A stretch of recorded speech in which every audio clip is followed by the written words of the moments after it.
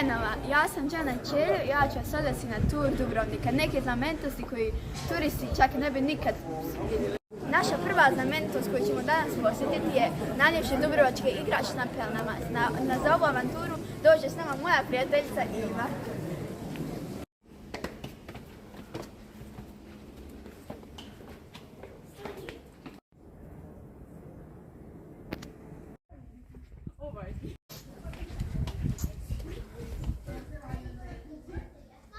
Stigli smo na prekrasne pelene. Američki časopis Architectural Direct napisao je članak o 8 najljepših košarkaških igrališta na svijetu. Na prvom mjestu nalazilo se naše igralište u Dubrovniku. Nalazi se pokraj Dubrovačkih zidina. Iskustvo ovdje igrati košarku je kao iz bajke, zato što je pogled preljep na preljepo Jadransko more. Sada ćemo intervjuirati jednu mladu košarkašicu. Bog, kako se zovete? Petra. Koliko često ovdje dolazite? Pa skoro svaki dan. Koga najviše vidite na terenu, turiste ili ovako Dubrovčane? Pa turisti uglavnom ne znaju za ovo mjesto, tako da ovi ovdje djeca iz grada se često igraju. Mislite da je ovo lijepo mjesto za teren? Pa mislim zato što ima sve i lijep pogled okolo.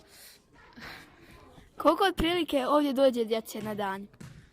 Pa nekad dolaze kao izleti ovi školski, ali preko tjedna dolazi maksimalno 10 dok sam ja tu. Super, hvala vam.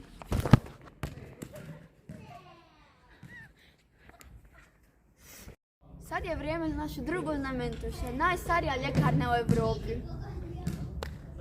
Naša prijateljica Petra uzme neke lijekove protiv boli, a sad ćemo ispričati neke znamenitosti od najstarijoj ljekarni u Europi.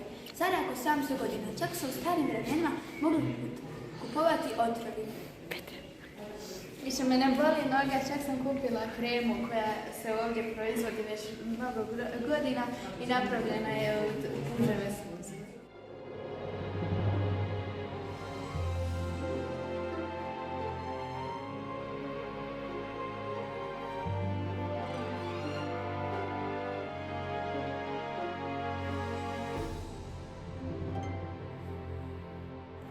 Jedno od najljepših mjesta u Dubrovniku je vrt u sklopu Franjevačkog samostana, a pored muzej. U njemu se nalazi medicinski vrt u kojem i danas raste ljekovito bilje, poput metlice i kadulje.